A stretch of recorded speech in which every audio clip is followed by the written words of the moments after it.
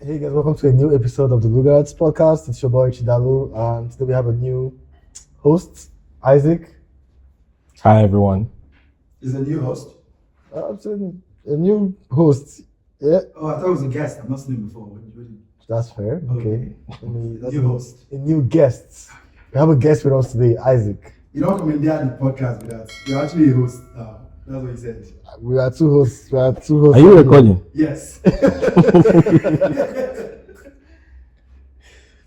Okay. Do you guys have any? Do you have any icebreakers for us? Some welcome stuff. Fun, interesting questions. There is something I've been thinking about a lot though. I don't know if you watched the show Severance. I think whoever wrote that story, I wonder what they were thinking, because that's such a brilliant concept. It's like a. Have you seen the show Severance? Yeah. Yeah, like I've been pondering, like would I sever myself or would I not sever myself? I don't think I've made up my mind either way yet, to be honest.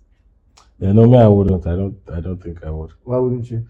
It's too complicated, like to just isolate life like that, I mean, the part that I thought made sense was, in season 1 there was a guy that severed his wife for labor because she had something going on that always made labor very Difficult, painful for her. Yeah. So maybe for some type of things, like, would you sever for, if someone is about to go through something that will be traumatic? Maybe yes, but I don't know. I just feel like all those things together is what make life up. So to compartmentalize them, I don't think it works. So you say you would, for the labor process, would you? Even that, like, I mean, that's the only one that I kind of felt like the guy was, maybe he had a point. I still wouldn't, because I feel like, the pain, the pleasurable moments all need to come together nicely, so, but I still wouldn't, but I'm just saying that was the only use case in the whole thing that seemed to make sense to me. Yeah. Same here. The labor one, that one hits home more, because I'm like, I mean, because even in today's world, some women choose not to go through that pain. For childbirth. Yes. Like maybe through surrogacy or whatever means. So that's one that I felt like could fly. Let's say if I had to do it, if I was a woman per se, I don't know. But if I could not, if that's a bit reasonable. But also, to be fair to the main character, when he went through his wife. Oh yeah, true. When his wife passed. I can also understand that, but I guess personally I feel like the journey of grief could also be important in terms of like. Yeah, but that's the thing. Like when he comes out, he still remembers. Like the only time he forgets about her is while he's at work. When he comes out, the thing is he still faces it, and it's almost like he now even has shorter time to process it, because like his whole 9 to 5 he forgot about her.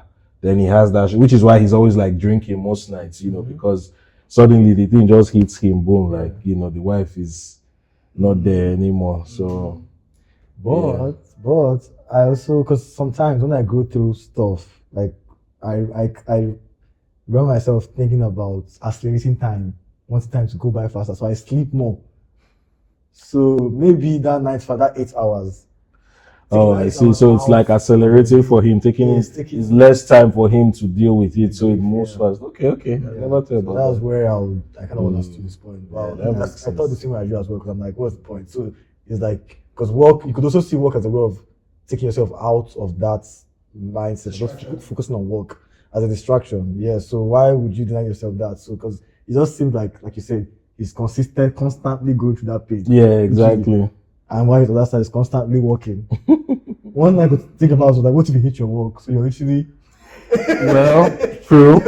Going through your work that you hate every single time. There's never ending cycle of stress. That makes sense. I also found it funny that Ben Stiller is the producer, because like Ben Stiller I just associate Ben Stiller with comedy, so. For Ben Stiller to come out with something like that first time and was a hit, I was like, oh, okay. Yeah. That's really nice. So you guys didn't actually see some comedic No, it's no. Of course, there are comedic types, but like Ben Stiller is almost. I put Ben Stiller and Adam Sandler on the same level. Like, you know how funny Adam Sandler is here, right? So of course, like, Severance does have funny parts. What's the name of the chubby guy? I can't. So there's Milchik, there's Helena, there's I can't remember his name, but he's I funny. remember his name because of the Ateta part. Big guy's name is Oh, The other chubby guy who was called Ateta. okay. Yeah, because of that guy. Yeah. I can't forget. Yeah, no, yeah, Severance has some funny parts. Even there was that their HR Milchik is strict, but he's funny It's too. funny. Yeah, It's funny. yeah. One situation I think Severance might be interesting is, what do you think that would be in the military? So people who It's funny. Like, I won't be surprised if governments are already doing some I mean, even before the movie, I won't be surprised if there's some type of R&D that is going on in that. That would be like almost the perfect war machine, you know, like they will just go. They go. There's no PTSD, no trauma, no remembering of fear, no nothing, and they just go again. Like, they just keep on going. You just die, I don't even know you died. Well, I mean, that one they will know they are dead. But the only thing about it is that, so where is the part of building experience? You know, like, if maybe someone went on tour before. So it's about just what your INI has done, right? If your INI has had all this, Okay, so when your INI goes back, you remember again everything. Okay, got you. But when you're at home, you're like a perfect guy. Your family is not dealing with your PTSD. You're not hearing fireworks and thinking it's a bomb. I actually see the benefits. Got you. That makes That's sense. where I saw, for me, best use case. That makes sense. I think that one and the labor one might be the best use cases, actually. That makes sense. That would make sense. I just think it takes away from the experience of life at the end of the day. Because I think all those experiences, both the bad ones and the good ones, That makes sense. Does come together to build a full. What do you think a Nigerian would do? What's the best Severance case for a Nigerian? The whole Nigeria. Let me just be INI. I think Nigerian. The whole Nigeria. But that's funny enough, dude. My childhood was, I don't think I would want to not remember anything in my childhood. Right. As a green. You really want to remove BCA completely? I would not remove even Air Force traumatized me, but I won't take it out. Actually, maybe as I was experiencing it, I would do it. But now that I'm out of there, I would. Which Air Force did you go to? Air Force Enugu. Okay, got you. It was as terrible as just. Yeah, I can imagine. Air Force always pass that place going to my house. Yeah. Air Force just people like claiming like their own is the one. I mean, like, who knows? Which is another interesting conversation you see among black people sometimes. But they fight with the suffer pass. True. That's just see, victimhood is a disease. Okay, nice intro. I like it. Alright, let's hop into the discussion today. We're talking education. The first question is very lengthy, to be honest. So I'm going to first say the question, then I'll give like extra background. Right? The question is just, should there be higher educational standard for leadership in Nigeria?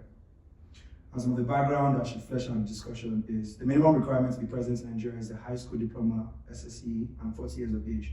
In countries like the US, the minimum age requirement is 35, which is younger, and the president isn't required to have any formal education. While in others like China, the minimum age requirement is 45, and many leaders hold advanced degrees.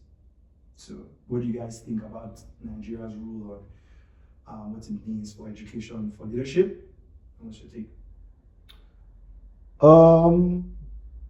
I think having an education is necessary to be able to gain some level of even communication skills, some leadership ability. I don't think you need a PhD to be a president, for example. Because if you see, we've had a lot of leaders who are actually quite educated. Like Obasanjo had a PhD, right? Same as what's his name? Jonathan. Good luck, yeah. Zoology? Yeah. I don't think you need a PhD to be a president. At least based on data. Even the US presidents, barely any of them have actually attained that level. But I would say personally, at least in today's world, maybe even a regular bachelor's degree. But I know you said Nigeria is just a school certificate, right? Nigeria is a high school diploma and 40 years of age. Honestly, I think what counts more would be experience, how much you've done in public service, as opposed to your educational background, your like formal education. So you're saying that's what should count. That's what should count more.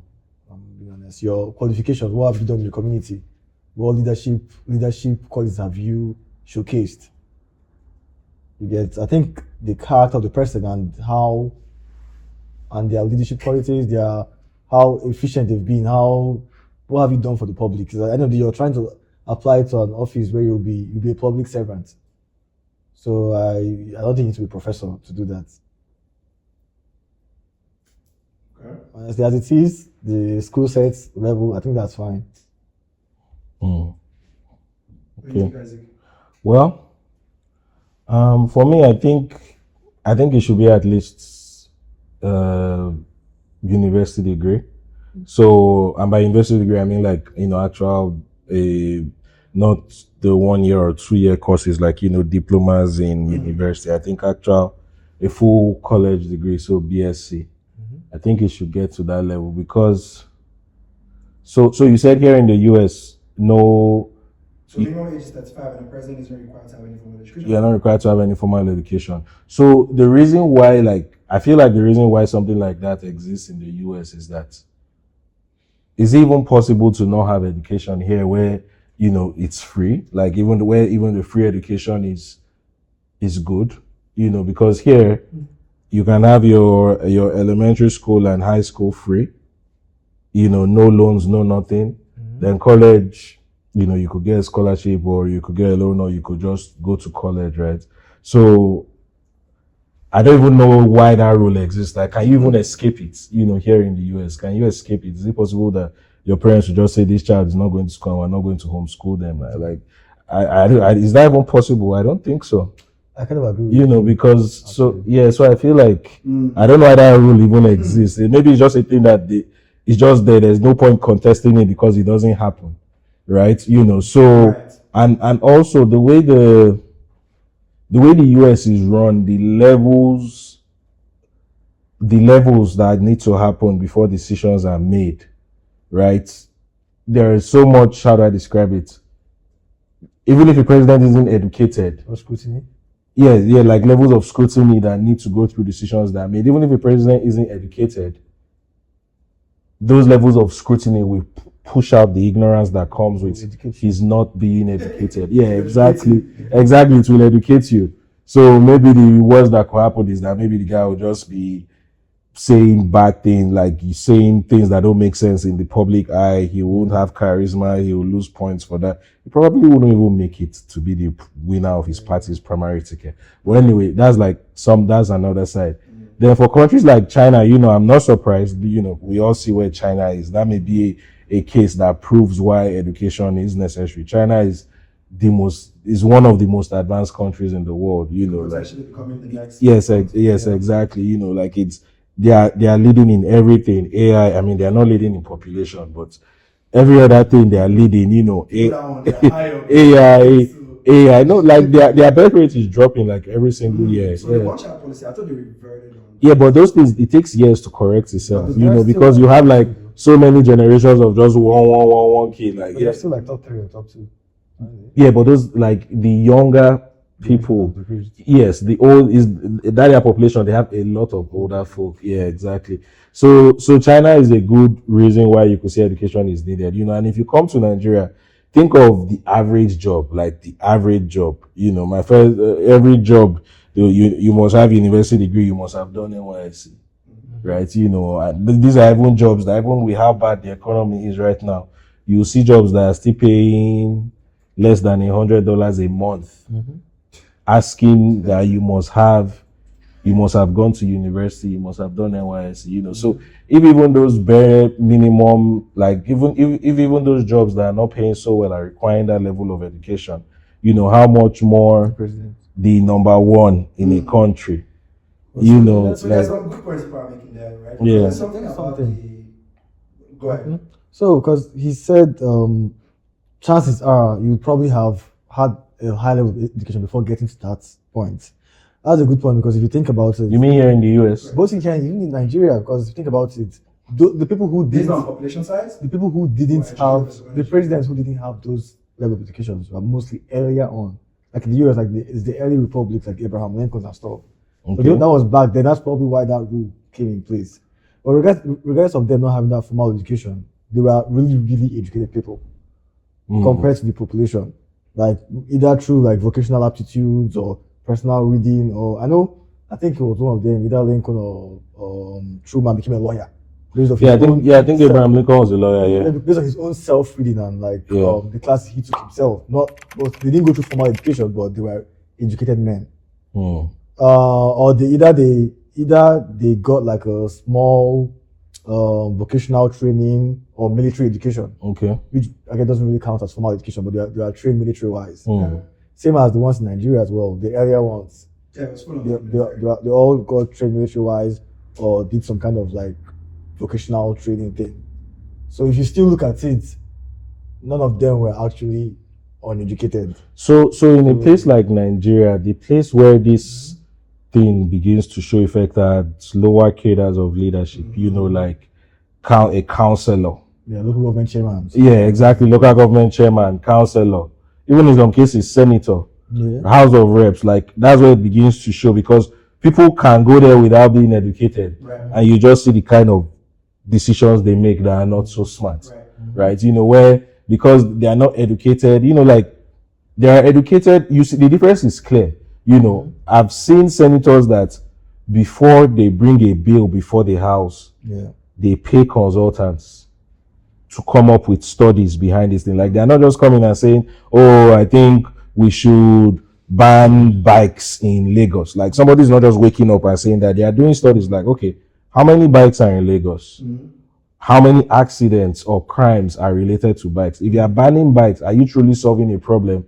Or are you just doing like a blanket because we saw one guy stealing on bike, ban all bikes? Like, what if the people that still are using keke, you now make the road more free for the keke people, So, like, they come up, so when someone is educated, that's the way they think, like, they don't just do things on a hunch, right? The critical thinking, they pay consultants, like, I've had friends that, work KPMG, PwC, and we're talking like, oh, guy, what interesting project are working on? Oh, a senator, we're working on a study for a senator, we're working on a study for House of Reps because of a bill he wants to push, And by the time the guy presents the bill, like those are the kind of bills that move through fast, But then on the other hand, have someone that is not educated, they are trying to do something for their people, and they're like, oh, we just want to go there. And so maybe it's a small place, maybe population of like 1,000.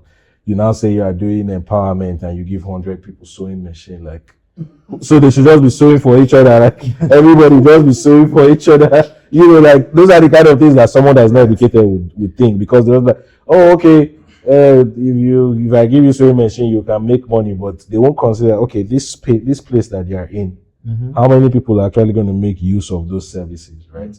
Or use that. That's where you see people doing things, they start making decisions that don't make sense, like a place doesn't have water, right?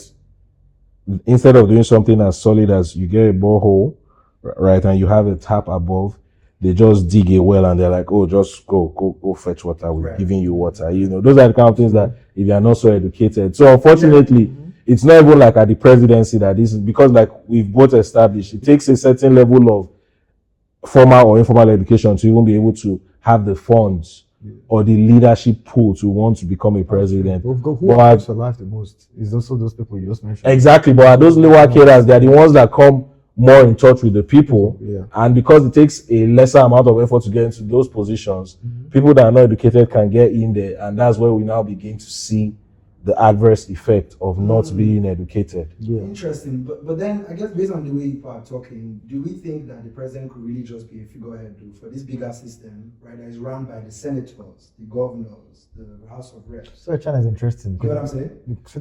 The system of government, because like with a democracy, the way Nigeria is, even the US, like how much influence will the president have on your county mayor? How much influence does the president really have?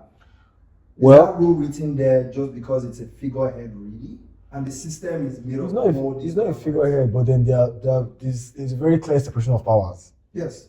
So he does have a big influence and maybe could inform other positions. Right. And veto. Yes, but at the end of the day, we all know that if no matter how good your president is, if your local government chairman is terrible, you would probably feel the effects of that his terrible leadership much more than whatever your president does. So technically, what people are saying is that education really means more at those stages. Yes, at the lower cadres, yeah, that have closer contact with the people. Okay. Yeah. Education is very, very important. But I mean, I will still maintain, I don't think you need PhD. So overall, you're like, you don't need to be educated. And also, this could also, if you can't be a leader based on your school certificate, that also shows how, maybe this is more about the question of like how good is the quality of our lower level education, our middle school, our secondary school. Good question. Good point. Because is it enough to even? At the end of the day, higher institutions should have been for specialization. Okay. Yeah. Versus for basic grooming. Yeah, with secondary school education, you should be able to be a full-fledged human being who should be able to critically think, and you should be good to go, really. But that's actually not the case. I'll be honest, that's not the case. Because I've seen a lot of secondary school graduates who can even barely spell or can barely make a reasonable argument for. So you're saying it would be more about the quality of education. Yeah, especially back home. Should be better, and maybe high school diploma should be okay. I think ideally it should be okay. What do you think? I don't think the quality of our education, secondary school wise, in Nigeria, for example, is good enough. I don't think so. Yeah, for me, I don't think the quality of high school education anywhere is good enough for someone to come out and be good enough to be president in the future based on just that. I don't think so. Yeah. I wouldn't disagree, to be honest, but the way it was phrased, higher institutions, specialization, blah blah blah blah, I feel like it should be, but I don't think it is. I don't think it is here. Okay, I think I'll go into further questions on then what's required for, the skills of the president. So let's not go too far into that. We'll just dive into our next question. Nigeria spends about 7% of its total budget on education, while the global average is 15%. What does this say about government's priorities? Can we expect quality education with this level of investment? Now, don't let the question stare you to the point where it's like, oh yeah, of course not. You can give me an interesting take on it. Maybe 7% is justifiable. I think our education system needs to be restructured from top to bottom. Like I said earlier, before we got to this. More than 15%? Of course, I really don't. We focus a lot on theory for the most part. I don't think we do a lot of like practical learning. At least in the schools I went to, I don't think we do. I think we could do better, like in terms of like practicals and maybe even putting us in more like real life situations. Because I remember one time while I was in an internship here, I saw a lot of high school students who are also interns. I wish we could do something similar back home. So do you think it's because of the funding? Of course, if there's poor funding, that will literally affect every facet of education. That means you're paying teachers less, so you're hiring lower quality teachers. That means also students are probably lacking a lot of like equipment in labs and whatnot. So, okay, Isaac, what do you think? Yeah, so I mean, for Nigeria, it's two levels. Yes, number one, 7% is too low. But number two, even it's so sad that even the low 7% is not even being used for what is to be used for. Like I'm not saying 7% is good, but just imagine that out of that 7%, so 7% gives you a figure, right? For ease of analysis, let's say that figure is 100 naira, just for ease of speaking. Let's say that if out of that 100 naira, 80 naira was actually being used for what it should be used for, Nigeria will be in a much better place than it is now. But now there is corruption eats out of what is already a very small piece of the cake. Yeah. So the education is horrible. So think of other African countries like Kenya has the highest budget allocation to education in Africa, is about 30%. Namibia, South Africa, Egypt, Tunisia. It shows. So for now, Nigeria, we still happen to have, because we have the population, right? And we have some things going on for us, like industry-wise, right? That's why we can still say the numbers can come out and our GDP. Sorry to correct, you can continue. I don't want to mess up your train of thought, but South Africa is actually the highest. Kenya is third. Okay. Egypt is following. But yeah, continue. Okay, Namibia is in there. Namibia is here fifth. Namibia is fifth. Okay, thank you. So We're talking GDP. So Nigeria may still have some things going on because of our population. Like is because of our sheer numbers, we come out and things like our GDP are high. But when you're talking of how our talents can stand out globally, of how the children are being trained for the future, that's where we begin to see that like beyond. First off, there's the fact that the budget is too low. Then second, there's the fact, and I believe we're still going to talk about that more, the fact that even what is being taught is like archaic, right? So Nigeria needs to increase the amount of money that is being allocated to education, but it so happens that we presently have a lot of issues like, loan servicing. A lot of our budget goes into loan servicing. Then because of the security issues, Boko Haram, etc., a lot of our budget goes into defense, and an avoidable one, the compensation for lawmakers is quite high, right? A lot of our budget goes into that as well. Then there are a lot of ministries or parastatals that do not even do anything that the government is paying. Like if you drive in Abuja, or even if you just go online, what are the number of ministries or parastatals that are being financed from the budget? You will hear some that in theory what they stand for is good, but they don't do it. Some they don't even have a website. Some the information on the website is from before Tinubu became president. Some Nigerian parastatals, their websites are not even secure. Like before you log onto it, it's giving you a security warning. Like nobody is even paying for the domain, like. I looked up a GIS portal for Imo State, and I saw they had when I clicked on it, it was nothing there, just like advertising. Exactly. Some they just put like placeholders there. Like Nigeria has an equivalent of what should be NASA. What are we doing? Like what exactly are they doing? Those are people that shot NIGCOMSAT into space when I think Obasanjo was president. NIGCOMSAT, like, it's not tethered to anything on the International Space Station anymore. It's just a piece of debris flowing in space, right? Like since then, none has even been like so. And there are people that they will be traveling all around the world, going for conferences and stuff. But like, what are they actually doing? So even if it's a thing of maybe Nigeria, we need our own Department of Government Efficiency, right? To cut down on these things. Maybe we'll be able to assign more to education, because education is suffering.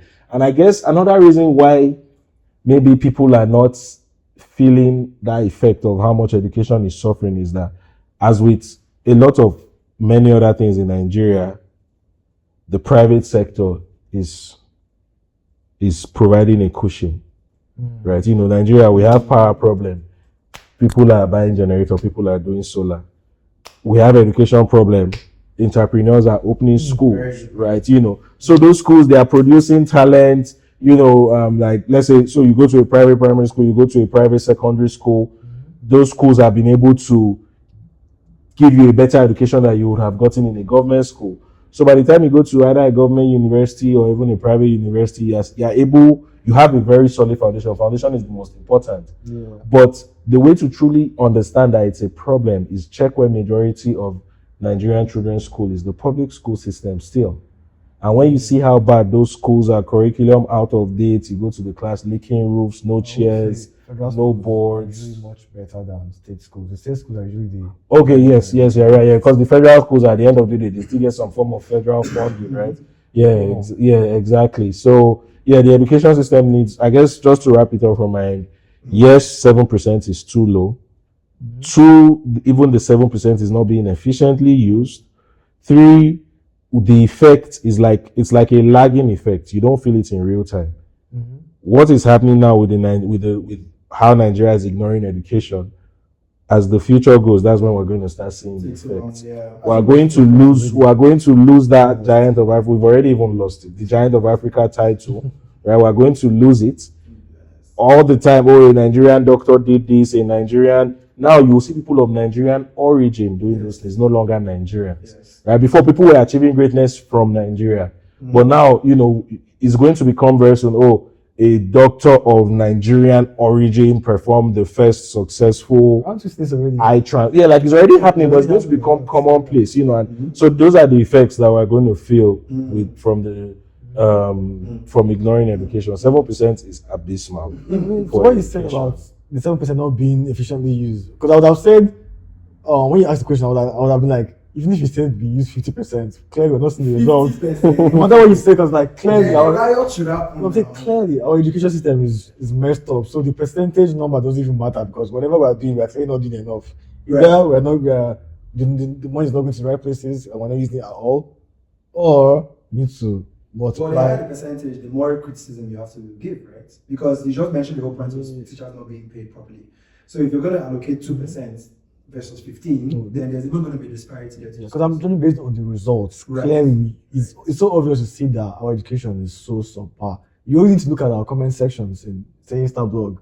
People can barely construct like Nigerian Twitter correct stresses me. sentences. But I can't get my eyes off it, but it stresses me. It's stressful. Yeah, a lot of times it's funny and People are sad. saying I can't be. The sentences, The sentences, the lack of being able to put critical thoughts together. comprehension, you see you a post know, about something, you see how many people miss the point. Yeah, Like, it's I'm a so lot. tired. Because and that's why it's very easy to sway Nigerians online, like sway opinion, and because there's, I don't know, critical thinking is lacking. You'll to be see honest. a video So yeah, about some people missing penises in markets, and everybody like, oh my gosh, wow, that's a serious topic that people are talking about, that they are touching somebody and the penis is disappearing. That's the kind of information that is making big news, and everybody's like literally commenting and literally invested in it. I'm like, are you serious? Entertainment means now. What's entertaining? No, means? but they're not saying entertainment. It's a serious thing for them, and they're actually believing it. Like, it's not like you can watch Harry Potter. I'm like, oh yeah, it's entertaining, and this is a Harry Potter. But a similar thing in Nigeria is not going to be taken the same way. Like our population is very, very, very. You see witch hunting. yeah, exactly. Stuff like the person fell down from the roof, and from owl they turned to human being.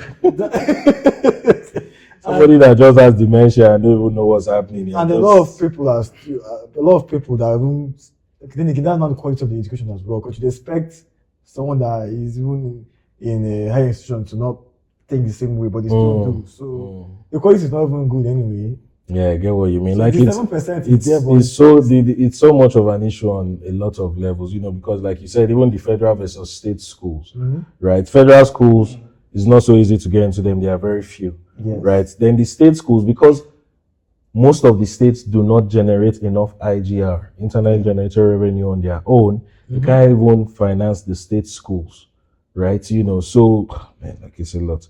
And they just depend on money, because that system, the FAAC, where from oil and loans, depending on the population of states, then the federal government allocates money to them. A lot of states are not generating revenue on their own. Like if you see the numbers, some are negative. You see a whole 4 years will pass and a state will not have generated one kobo. Like it's insane. Then why does the state exist? I'm not saying the people shouldn't exist, but just annex it to another state. Exactly. So that brings up a good question. I don't want us to segue too far, but I'm Yeah. curious about that law. The law they tried to pass, which was Tax bill? the VAT lawyer and the tax bill. Yeah. Just 1 minute. Just Which law? The one where I think the way they would allocate generated tax income would be different. I don't know if people saw that. It's now focused more on what your state generates as opposed to population, like it used to be.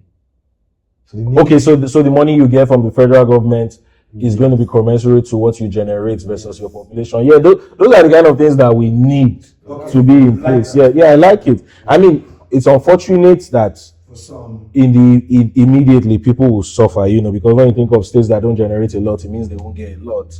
But hopefully that spurs them to be able to come up with ways to generate income, be it tourism or a service, like back in the day, like states used to produce food and sell, like, like rice. If a state has rice, if a state, I mean, but NASCO is even a private institution. So yeah, but like back then, you see, states will have farms. They are exporting rice, they are exporting beans, they are exporting grape. But now they are just chilling, just waiting for FAAC. Like, I mean, if that law does pass, it will be painful at the beginning, but in the long run, I think we'll be better for it. Even if you want to steal, at least you encourage to actually push your population to produce more, so you can steal more. Yeah. The funny thing is that's why, like you say, it pays to be efficient, because think of states like Lagos. Lagos, they won't even care. Anyone just give us. If it's based on what we make, we're fine. Because of what we make, we have the population. So if you want to do based on population, we're good too. So yeah. It's funny because I know the northern states are the people fighting. Yeah, they also complain the most. Well, it's funny because obviously population they do have the population. Yeah, so that's how they've been flexing. Right, exactly. Because they have the population. Resources to actually also produce more. Exactly, but they don't want to. They don't want to keep on getting the money based on population. But now that they said, oh, you have to make something, they're like, oops, what are we going to make? But if they calm down, like they can actually come up with things. The government should be happy because they have the people. So they won't be, because it's like it's harder. It's hard work, which is what they are trying to avoid. Telling me that I have 10 people to then train and then start creating 1K each. Just give me 10K. Yeah, exactly. Just give my 10K. Let me go. Yeah. Okay, the final one for this segment. Does education in Nigeria prepare students for real world challenges, or is it just about getting a degree? And you've already spoken a little bit about this, so if you still have any extra words, you can tap in. I kind of already said, like you mentioned, I think we focus a lot, especially in the, actually even in the higher institutions, on theory as opposed to like real world practicals, real practices. Probably lack of infrastructure and poor training. So, because I heard something about Nigerian students having to practice their Python on blackboard with chalk. Oh yeah, no, it's true. But at settings, it's true. I mean, you're going to go to like Babcock, it's not that. No, of course. Maybe not every school. But even like at certain federal schools, it won't be that, but it does happen. Like there are not many computers, so not every student can get a computer. So some will have to practice on their chalkboard. So yeah, that clearly poses the problem. So how are you preparing yourself for real life scenarios in the office? Like you see big companies hiring people from abroad as opposed to hiring graduates from Nigeria. So yeah, we are not producing quality, and we are barely producing quality. Yeah, I agree. I mean, I wish I had the time to look through whatever the current curriculum is. But the truth is, I doubt, right? I doubt, because, and the reason why I say that is, it's obvious from. So thankfully, maybe because of the internet, even outside of school, Nigerian kids are able to be aware, of what's going on. Like I talk to, younger people in Nigeria. They know about AI, they know because of the internet. It's not that they are teaching them in school. But thankfully, the internet has bridged that gap, right? But if it's in terms of what's being taught in school, it does need a serious overhaul, For instance, like in universities, why is someone going to the university to study shorthand? Like, who are you writing to, or what? Who are you? Yeah, I'm sure it still exists. Like, who are you? No, so I'm not saying talking about it being a topic under business studies. I'm saying there is a degree. It's a shorthand degree in the university. Like, why are you spending 4 years learning shorthand? Who are you trying to write to, or what message are you trying to decode? Which message are you trying to decode? Like, why would you do that? So, and even like you said, writing code on Python, and the lecturer is querying it or doing the QA right there on the board. Oh, look where you did it. If an error comes, how would you? Exactly. Like, So the Nigerian education system is not preparing the average Nigerian for the future. What's the point of CRS? Why not just study theology? Well, I mean, that one could be this. CRS is a subject on its own, but when you think of, And then again, that's why I said where private schools come in and they cover up this slack for the government. Because, private schools, for the most part, they would augment their curriculum to the extent that it's able to be at par globally, right?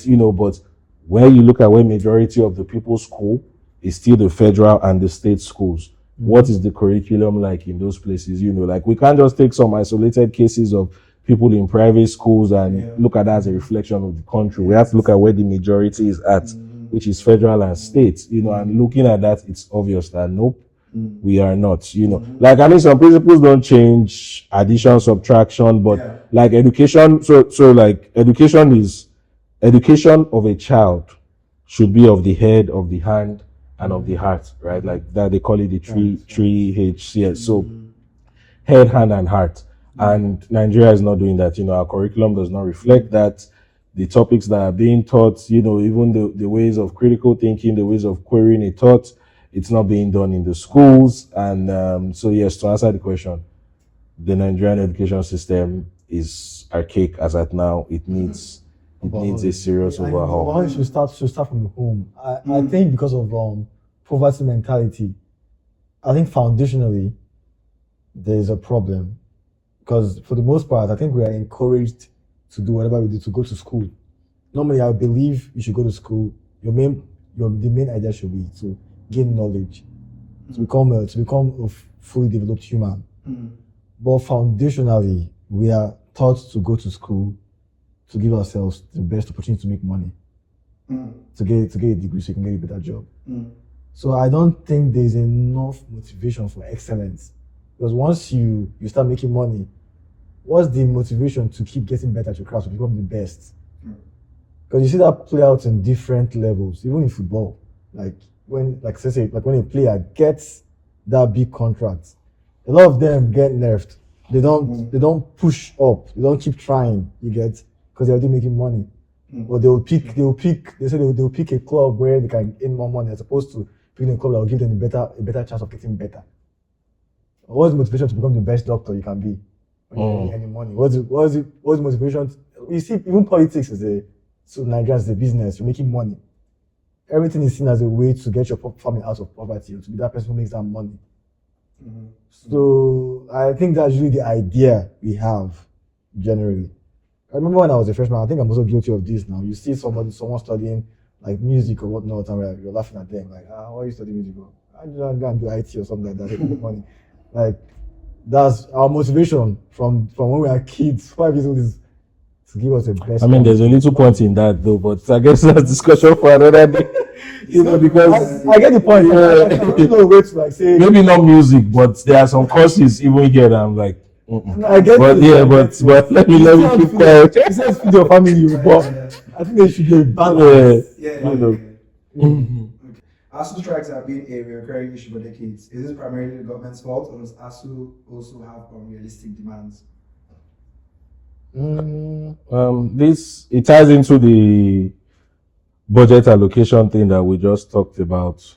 I wouldn't say any of their demands are unrealistic. I mean, it would have helped if I had a list, but most of their demands are always around compensation, right? Which makes sense. They've dedicated their lives to educating the next generation. It only makes sense that they are paid, that they are paid a commensurate amount, because I believe I was once looking at a pay grade. It was either for federal or state, I can't remember. And a professor, this is a tenured professor, was earning 500,000 a month.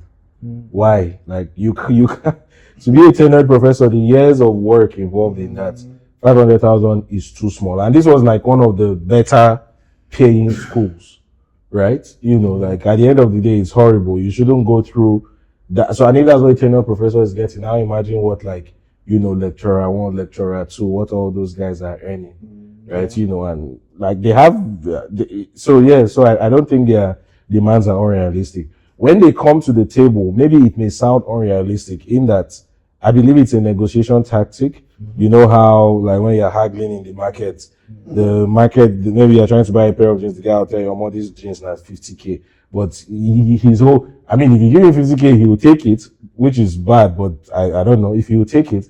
But he's hoping that you negotiate and it comes down to something that works for both of you. So when ASU, when ASU comes out with their demands, I believe they are smarter than hoping that what they say is what will be done. You know, they know that it's going to be cut. Yeah. So when it's cut, let us be able to find a middle ground that works. So I don't think their demands are unrealistic. It's about education. It's a fact. If the Nigerian budget allocation was more, I believe that it will reduce most of the things that ASU is asking for, because most of it is finance related. Even if they are asking for more money, where they are asking for maybe better pension or better retirement packages, health insurance, all of that. Although I believe there was one that felt a little controversial actually when Nigeria launched this. I can't remember the full meaning, but I think it's called IPSIS, IPSSIS or something. So Nigeria, it was like a portal it was an efficiency method where they were essentially trying to curb double payments to people. Like, you know, there were cases where workers didn't exist that were being paid, you know, in Nigeria. So Nigeria came up with that system. And I believe, if you can help me fact check it, I think ASU went on strike, or they wanted to go on a strike because of that system.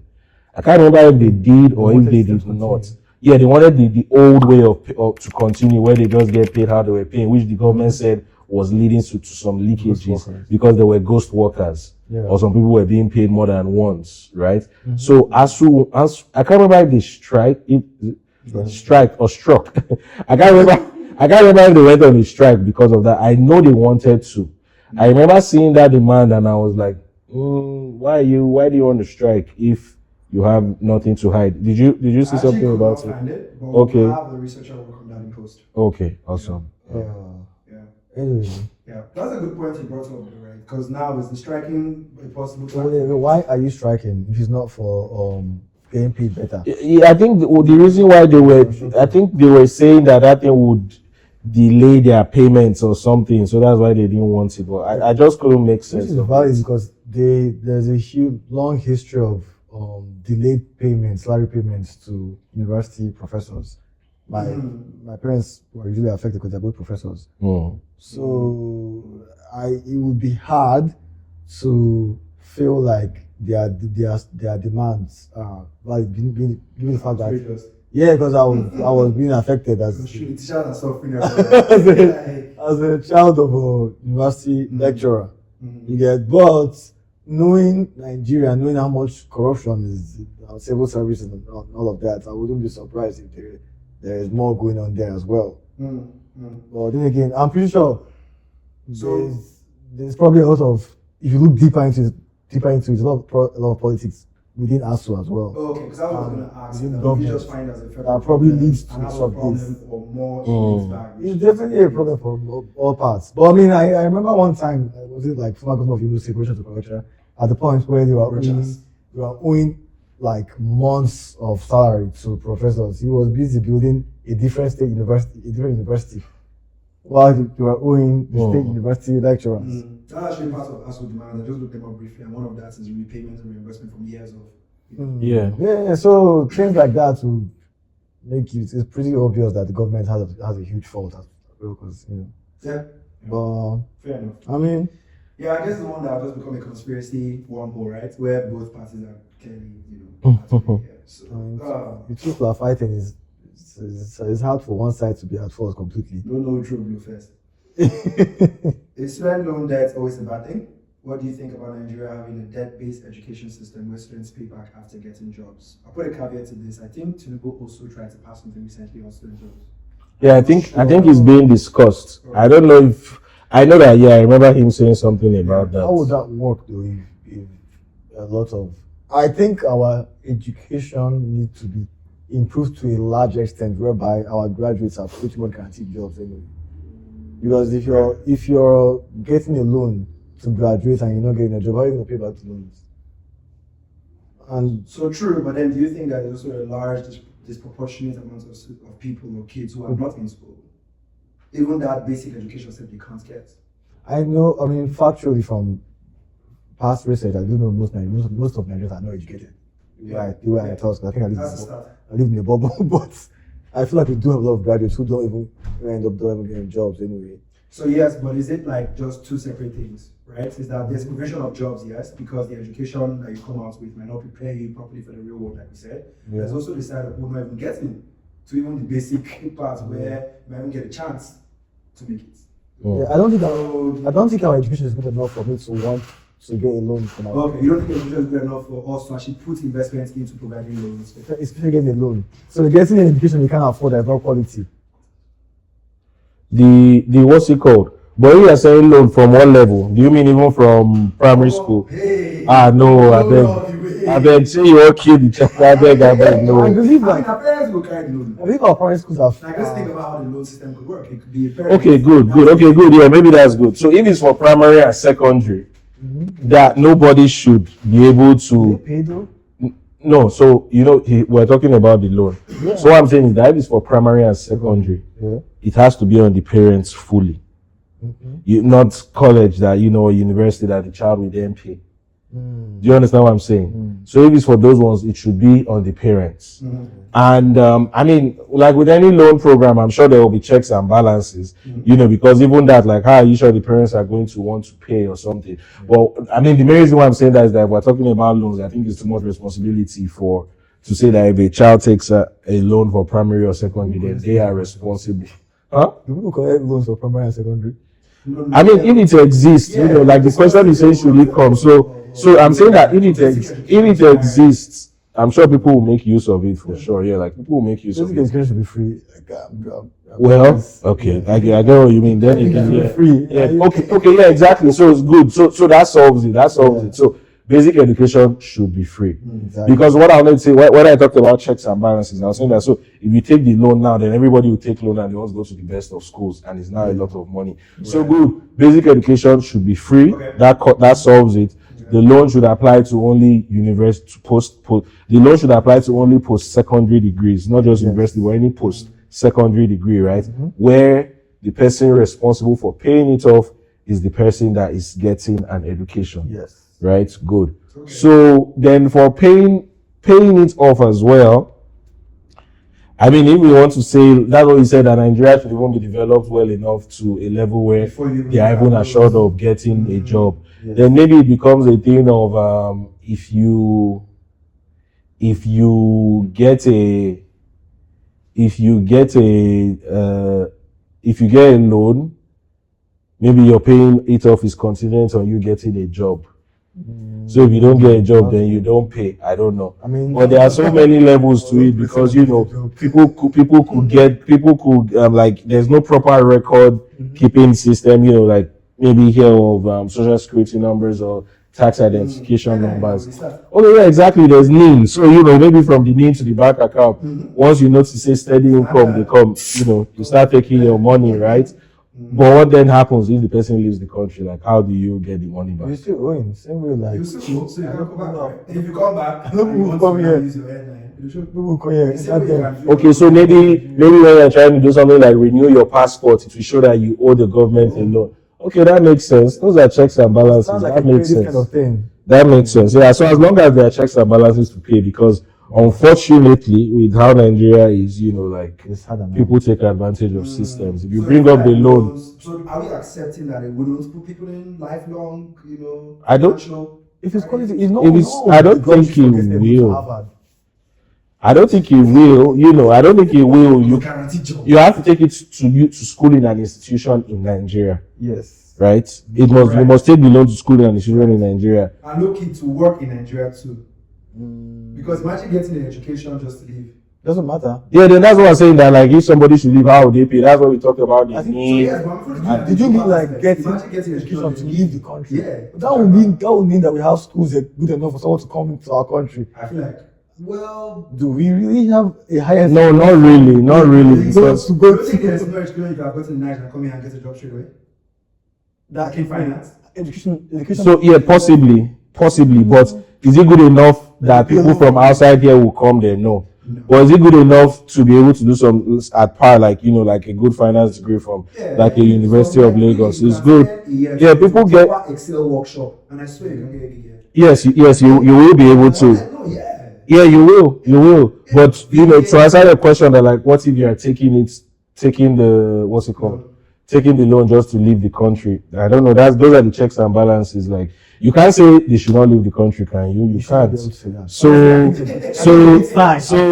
But people will now take. That's a good sign. Yeah, that people are. No, so people will take advantage of it. They will just be schooling to leave straight up, and then the government won't be able to continue the loan program. So I think maybe that's where NIN comes in. Checks and balances. Yeah, without paying. Like a talent. Oh no, not a talent thing. Like, they get the talent, but they don't pay, then they leave. How will the government be able to sustain the program?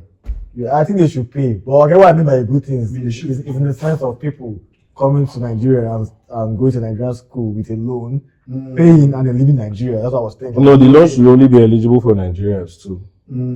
Oh. Yeah, the loan should only. I mean, for starters. For starters. I don't know. Yes. For starters, maybe. Yes. So if it's the government granting it, Right. it should only be eligible for Nigerians. Like here in the US, if let's say most of the loans here, they're from private institutions, right?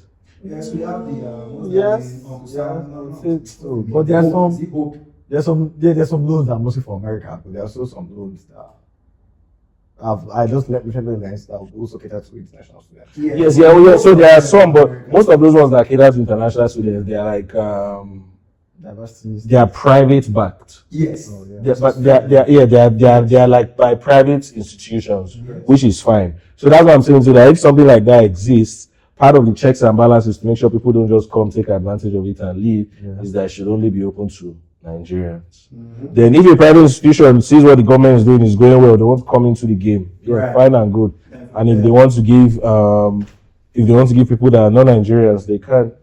So I guess question, right? Yeah. I'm curious, with the fact that you went to Babcock and everything, right? Would a loan system have been fine for you? So your parents would pay nothing, right? Do you feel like you left Babcock and you were trained enough? You could have gotten a good paying job in Nigeria and given you enough money. That would depend on the interest rates. that would depend on the rates. But I mean, I believe I can, But then again, there's like there are stats, right? So by God's grace, I was supposed to get a job straight out of NYC, but that wasn't the case for everyone that I was in class with. So yeah, so would I have been able to pay it off myself? Yes, but would everyone have been able to? I don't know. That's a good point. Yeah. Like I said earlier, I think the schools have to be good enough that nobody will what? Maybe for starters, the loan program should only apply to federal and state schools. Federal and state schools. That's not bad. Yeah. What do you think? I think so. Private schools. Maybe for starters, it should apply to because it helps with two things. Number one, it helps with the amount of the loan, which indirectly helps with how you pay it back. Yes. Right? Because by default, they are private schools. They pay more. They pay more. Like I know what it was then. Jesus Christ! I know what it was 15 years ago. I know what it was 15 years ago versus. I know it was 15 years ago versus what it is now is expensive, right? But also that same thing in a federal or state school is less expensive. But even as it's less expensive, there are people that want to afford it that can't. So if the Nigerian government is coming up with a loan program, I think number one, it should be for Nigerians living in Nigeria, and number two, it should apply to going to only federal or state schools because that will help with paying it back. Yes, because it won't be as expensive. Yeah, it won't be as expensive. Yeah. Okay, that'll be an interesting one. Okay, final one on this segment. Was your point? Was that a big point you wanted to make? No, it's a point I made previously. I just feel like the schools have to get to a level first that people do actually before loans the thing. Before you feel like it's something of value to you, because if look, if you have the amount you want to give us loan, why not just take that amount and actually? But I guess now we have to understand how corruption can play a role. So and and also of course it goes without saying for the loan it has to be paid directly to the school. Last year. Oh yeah. Hey guy, that's my job. You have to go and give somebody the money. Yeah, the guy use it and bet. And last one on this segment: if the majority of Nigeria's workforce is in informal business and SMEs, should we be redefining success beyond university degrees? Are we focusing too much on formal education while undervaluing practical, I'll say / vocational skills? Now, we'll need to still confirm, right, our stats on informal business and SMEs, but if we use that as a case study, what do you guys think? Yeah, I mean, I checked before now. It said informal is 58%, like it contributes 58% to the GDP. So I guess that makes sense. Yes, I do agree that in Nigeria we put too much focus on formal education, and beyond putting too much focus on formal education, there is a way the informal sector is looked down upon. Yeah. Say for instance, like in Nigeria, there's like, oh, somebody's a mechanic. It's like, oh, okay, this guy is a mechanic, you know. Like, first off, you see how mechanics, their services are always priced lower. It's better now, but, you know, back then, when somebody's a mechanic, people actually look down on the job of being a mechanic. Not necessarily on the person, but they look down on the profession of being a mechanic. Yeah. They look down on the profession of repairing AC, like HVAC. You know what HVAC costs here. They look down on the profession of like being a vulcanizer. So vocal. This guy, that guy is a vocal, like short form of vulcanizer. They look down on the profession. They look down on the profession of plumbing. You know, like all those things. And that informal sector is part of what runs the country. You know, like look in developed places, you see the rate card of people in these sectors and your mouth will open. But like in Nigeria, you know, I mean, it's better now, you know, because now there are some people are like setting up proper mechanic workshops and all where you go, when they charge you, you even know that it's worth it, right? But beyond placing more emphasis on the informal sector, there's also like a perception thing that needs to change. You know, because imagine, just like you were saying earlier on about, oh, somebody studying music and all. If the two people come out of secondary school, one wants to study to be a doctor, one wants to study to be fixing air conditioning system. Mm-hmm. People look at the air conditioning system person in Nigeria and be like, are you joking? What do you mean by that? You know, but here, if two people finish high school, one wants to be a doctor, one wants to go into HVAC repair. No issues.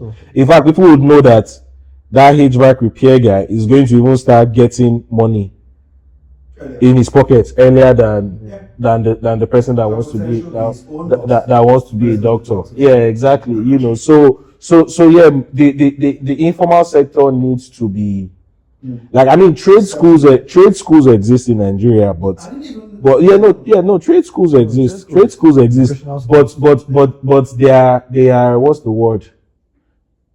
They are not. I don't even know if it's a PR thing or something. Yes. They are not looked at as a viable, like majority. Some people do, but majority of people don't look at it as a viable thing. Most times, if before somebody will go to trade school, you may see, okay, maybe they've written JAMB like 3 or 4 times, it didn't work out. They're like, okay, you know what, time is going. Let me go and learn a trade.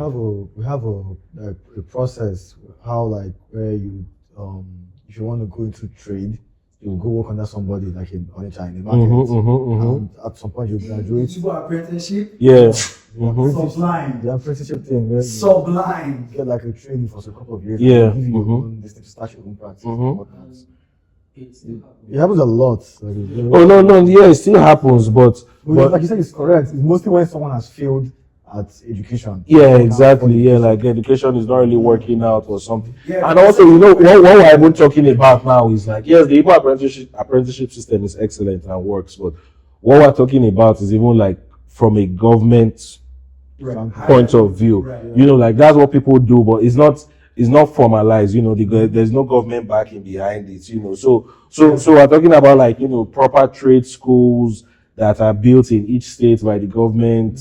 You know, and yeah, they exist, but people still look down on them. So yes, I believe that informal sector needs to be emphasized more. You know, not everybody can be a doctor, not everybody can be a banker or any of those jobs. People can go into the informal sector, and you know, the thing is that most times when people think of informal sector, people think things like, oh, you know, makeup or cake, or so I don't know. I guess maybe some of those things I'll describe them as saturated, right? There are many other areas in the informal sector, Yes. right? Yes. You know, like Because then that was social media. like we're beginning to have. Even before social media, I think it's a mindset thing. I think it starts from how we identified wealth initially. Because at the end of the day, I think last time we had quite a conversation. Our biggest heroes have been education people that went to school, like Abulu. I get what you mean. I get what you mean. So I think fundamentally Nigerians, even our parents especially, and their parents have identified wealth with educational academic success. So it's still hard for us to accept that people can still gain wealth. Yeah, I get what you mean. I get what you mean. Till today, even though there are some successful footballers, that you still tell your parents they don't play football. You just look at you some kind of this thing. Yeah, exactly. Yeah, like what exactly. Yeah. What are you doing? It's a perception thing. Because so for instance, like now in Nigeria, which is why I say a lot of things in economics are like, or in the country, they are lagging indicators. You don't see the effect until later. So like now, for instance, trains are becoming more popular in Nigeria.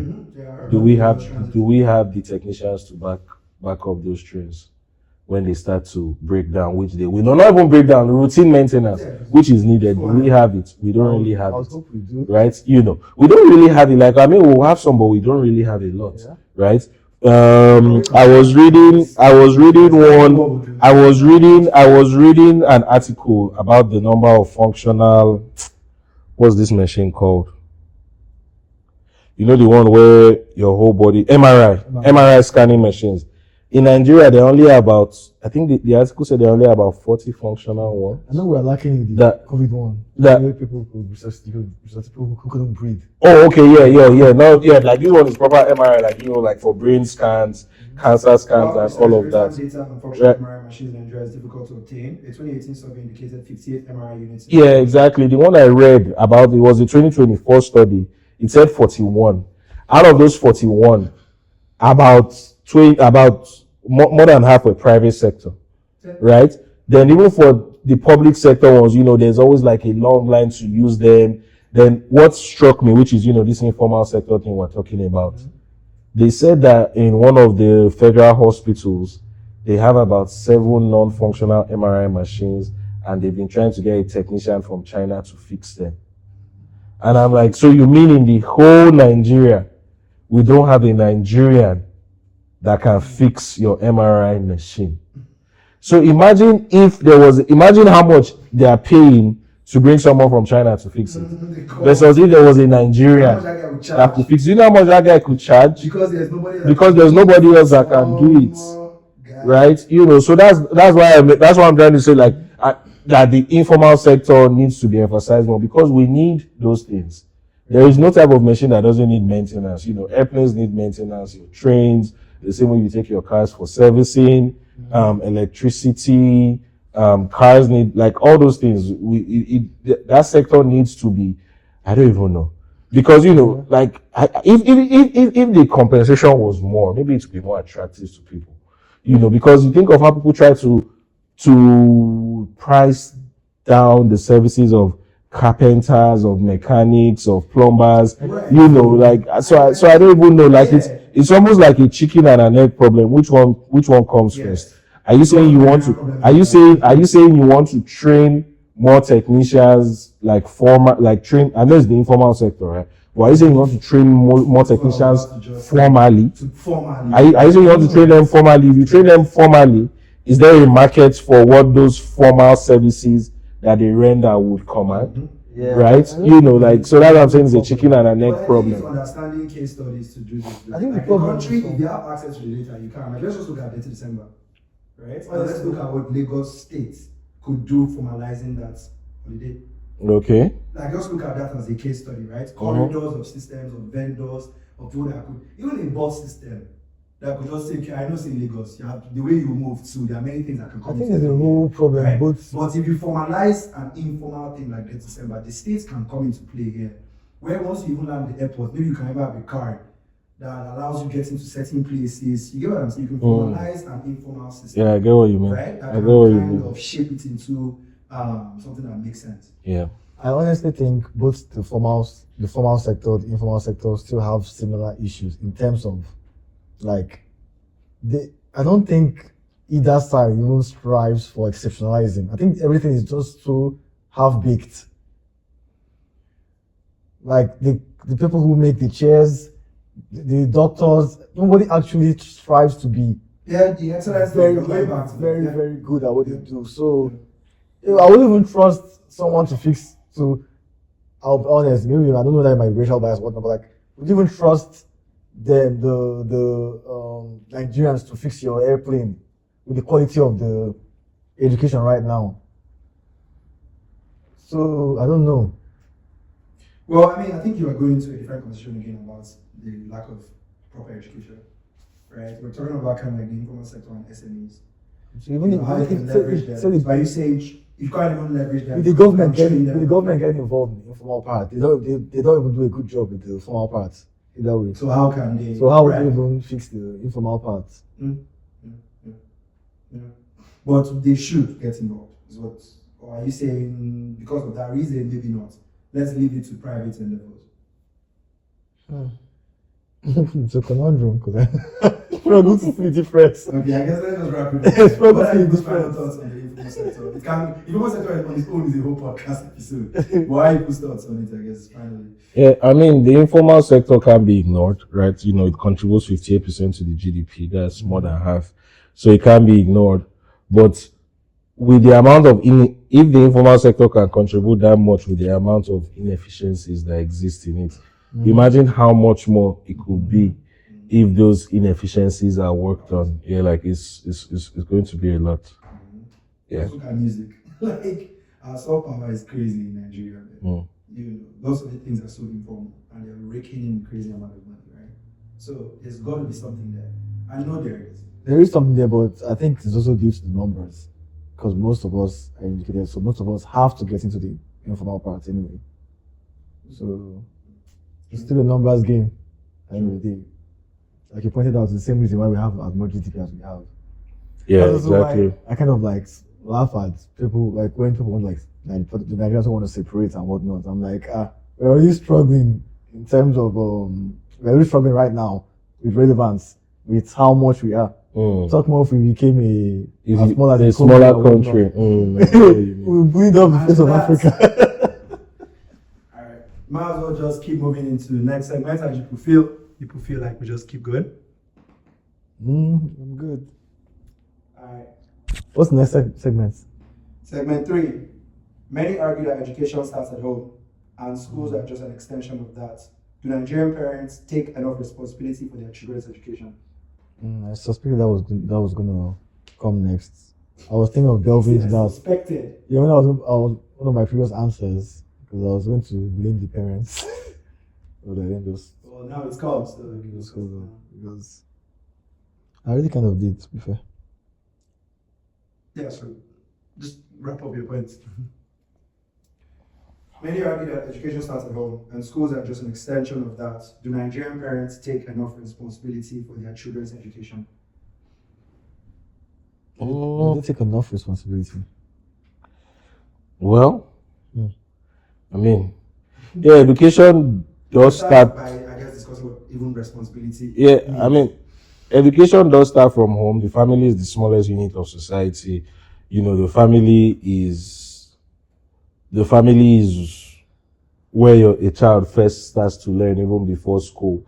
So, I mean, when he says education, I'm wondering if does it mean like academic education or non-academic education? The full. You know, it is the full spectrum of education. At the point of the child being enrolled in school, yes, the parents do play a part, but I almost feel like at that point in time, it's more on the school than on the child, than on the parents. Right? You know, so say for instance, even if you just look at the time, average time, so most students will leave home from 8. Maybe school will start at like 9. They're in school from 9 till like 2, Monday to Friday. Right? That's already being in school, and this minus lessons and stuff, right? So just being in school from 9 to 2, that's about, isn't it even more? But let's just say it's 9 to like 2 to 30. That's 5 hours a day, right? Let's say out of that 5 hours, there was a 1 hour break. That's 4 hours of learning per day in school, right? A week has how many hours are in a week again? So there are 40, 20, 24 times 7, that's 168 exactly. So if out of 168, I mean, and you, of course, take away the time that the child is sleeping, right? So that already makes it like 168 less 84. So like 84 active hours of being awake in a week, right?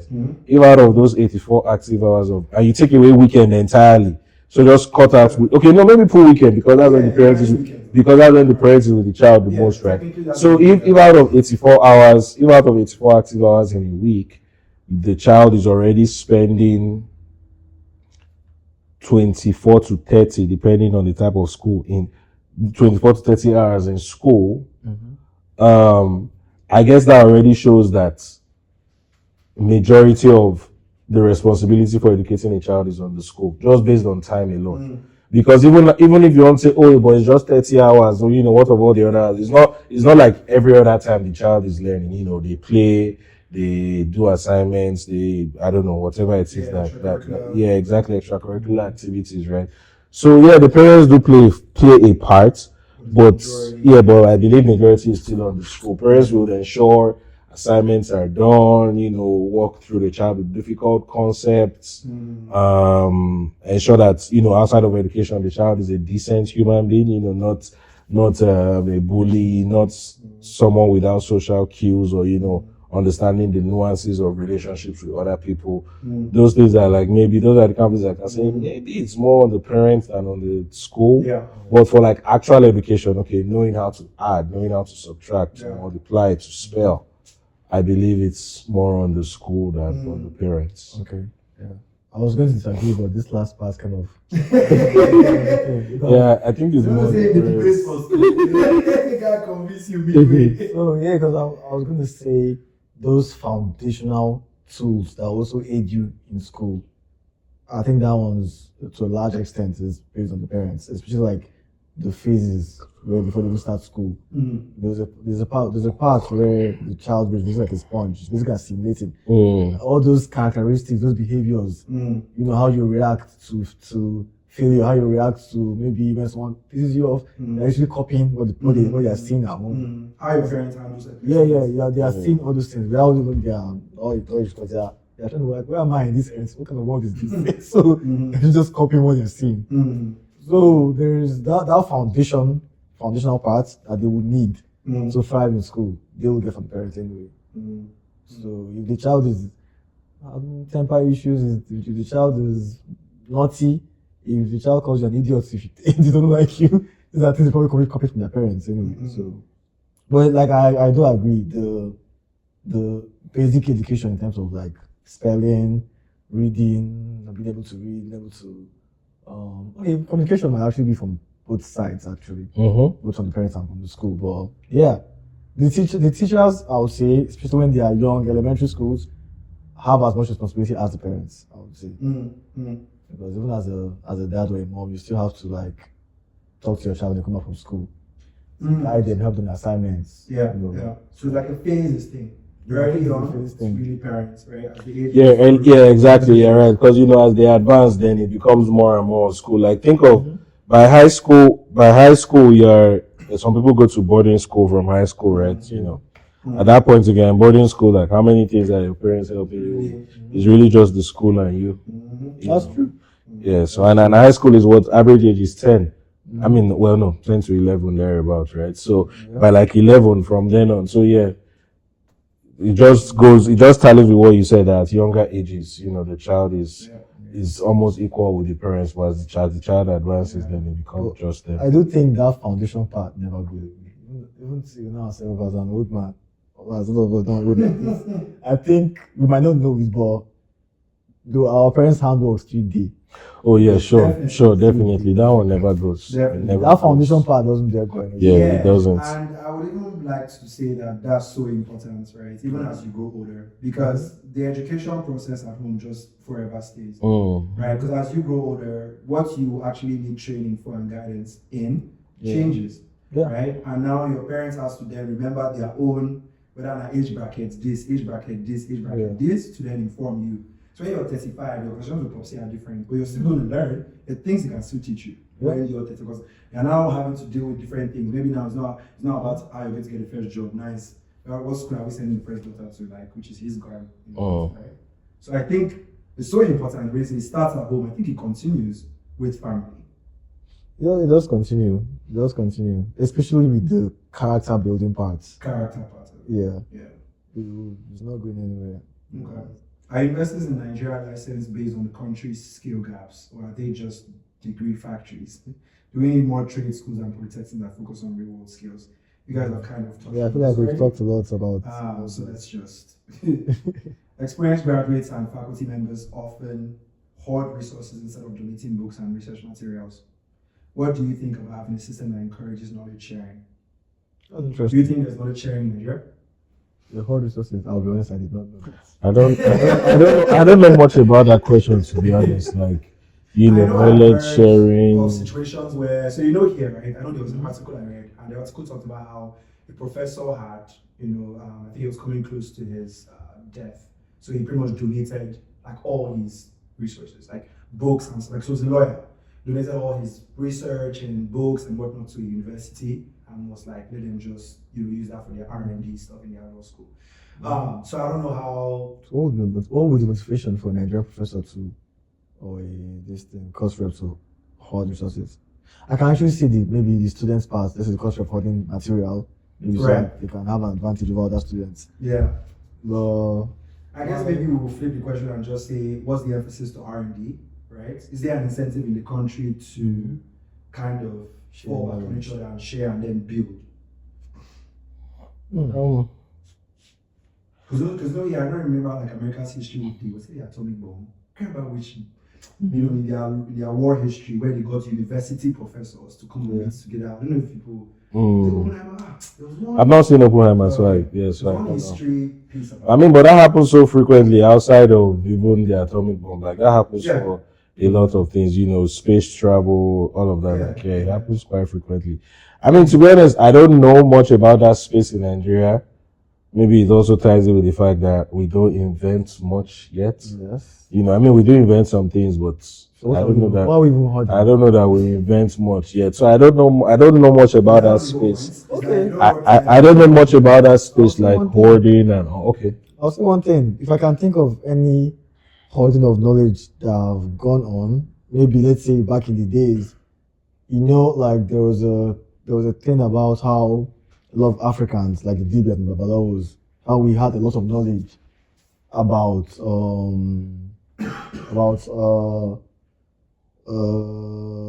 like plants that could heal you, plants that could hurt you and whatnot.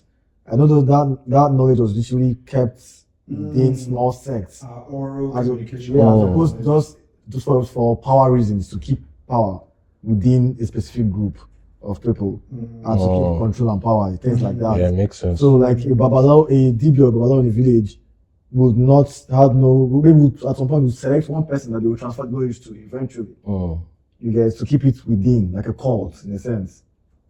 So that was mostly going to maintain power. Yeah. That's why I think that was part of why it was easy for let's say traditional religion in Nigeria to get broken down easily by the church, because of how free they were. There's like, okay, giving out, like teaching people how to treat malaria, treat this and that. Whereas our people had the culture of keeping that knowledge secret and protected. And it's funny because even the church had their own history where they were like that. So I guess we didn't evolve to that level as fast as they did. Because back in the days, like a lot of people couldn't even claim in the Bible. People couldn't even remember it was some priest somewhere. Exactly. That had access to it. That's true. That's kind of how we were, the stage we were when the church kind of like literally kind of destroyed most of our traditional religions. So that's a very good point. Yeah, that makes sense. So some of those things even get lost to time because some of those people die earlier than expected. They didn't pass the knowledge, or the person that they passed it on didn't pass it to someone else. Yeah, that makes sense. We often forget a lot of things that it seems like we're struggling for now. Our forefathers, so the fact we are saying that today, that means they've been times where they knew how to solve those problems. Yeah, at some point. Health-wise and whatnot. So But there That's was, one big one. there was a vast flow It's of lacking heavily. Yeah, that knowledge. makes sense. Like no record keeping, no knowledge. Even till now, no proper archiving, no data. Like you can't go. So say for instance here, like, here in the US, someone can easily go on and it's free. That's the minimum. The first part is that the first part is that it's available. The second part is that everyone is available. It's free. You can go on the website of a county. Yeah. You can see how much land is allocated to agriculture. You can see when you go into the land allocated to agriculture, you can see when you go to the land allocated to agriculture, you can see the one that is allocated to specific plants. You can see all of that. You can see, okay, what has their output been over the years? You can see all of those information. It's just easily available. But like in Nigeria, we don't have that record keeping. Even if we do have record keeping, I don't know that how far back it goes, like proper archiving. Like they'll tell you, oh, they can't find the original version of something, maybe like a music album, a manuscript. We just have so many things that have been lost to time, and now unfortunately will keep on getting lost to time. Yeah, I I reached out to some state governments in Nigeria to see if I could help with consulting in terms of setting up geographic information data for them, kind of how counties have it here, where you can look up, you can see parcel, you can see street lines data. It can help you with planning the county, planning resource allocation, things like that. Our tax parcels. So I was hoping to. I looked up I know Abuja is probably the most advanced in that. Where you can go online and kind of still find some data about whether it's the streets, the parcel data, or the city parks, whatever it is. But most Nigerian states don't have anything like that. So some I reached out to, like, oh yeah, we started it and whatnot, But you look at their website, you just see maybe a GIS website with adverts, nothing to show. So it's possible that maybe someone has had this idea and they will maybe set up some listing for them and give them the money, and they probably just never did it. So that's probably the common thing that just keeps happening. I'm sure these ideas have been there. No checks and balances, nothing. That makes sense. Fair enough. Okay, that was actually our last one. So I have two questions I typically ask at the end. To each person, what's one thing the other person said to you that was quite interesting that you might remember during the pod? That man Isaac had a lot of information. Information to prefer. Let's see. It could be interesting, it could be shocking, it could even be like, oh, I doubled down on that, I loved it. I won't be, I kind of disagree. So anyone who remembers first can speak. I know the parts about the parenting was interesting, how he talked about I never really thought about how much time kids spend with their teachers and whatnot versus the time you spend with the parents. Yeah, that's quite a significant amount. Also, the earlier conversation we had in the beginning about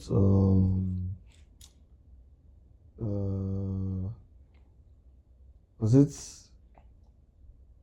Well, my mind is getting a bit foggy. There's a lot of things you said that I was like, oh, that makes sense. Gotcha. That makes sense. So based on the one on the time spent at home versus the time spent at school, right?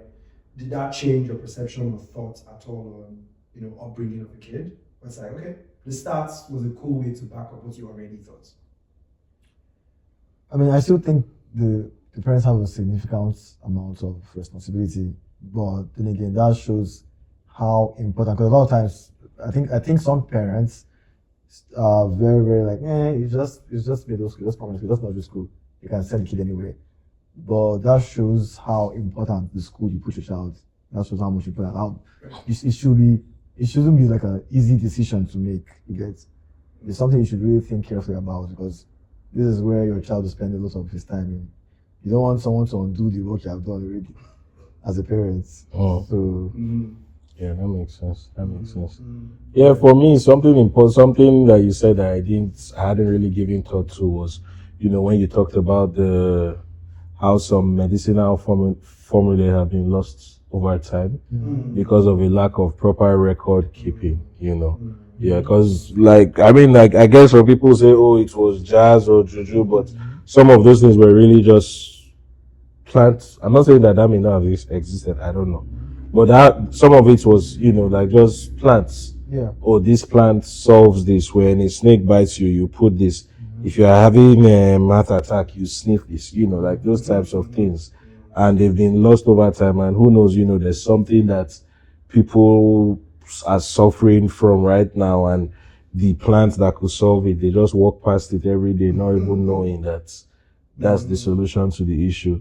So yeah, that points to the importance of, record keeping, passing on those records to generations to come, and yeah, so that's very interesting. It even exists in our families, right? Where something will happen and mom will just tell you something to try and you're like, what? Yeah, exactly. Where did that come from? Exactly. Do you guys have an example of that? Okay. Like a random Well, so for me, what is that?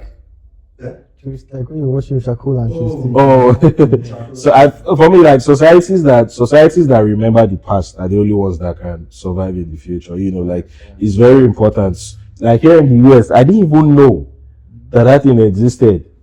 There's this movie, Spy Kids. They said I saw one thing this year. Spy Kids has been put into the National Archive of something. So there is like an archive that exists in the US where they put hard copies of music or art for future generations. Yes, like it's nothing electronic, like it can't be hacked or anything. Like they keep it for future generations to see. So, and those things are like, let's say maybe something happens, like maybe, I don't know, something happens, everybody dies now. Like anybody that can access that archive, that's literally going to influence how art begins to build again, how science begins to build again. But that's because they have a record to look back on, right? Places that don't have records, they are just lost, like, oh, what do I do? How do they shoot movies and stuff, So they keep all those things. There's also an archive, that one is in Antarctica, and I'm not sure if it's an effort across different countries or the US, where they keep large quantities of different types of plants, like seeds for future generation. The idea behind it is that if something happens that maybe a particular species is extinct, or even if something happens that all plant life dies, we have something that we can start with again. I don't know that. I mean, I'm certain we don't have those type of things in Nigeria. So yeah, like remembering the past and keeping records of the past is very important for the future. Like today, if you want to see all the schematics that the Wright brothers used to build the first plane, 2 clicks, it's there, right? In a place like Nigeria, I mean, let me think. What can we say was invented in Nigeria? Like, if you are trying to look for maybe the original manuscripts of something, like, where can you find it? It's so tough. Archive is an interesting one.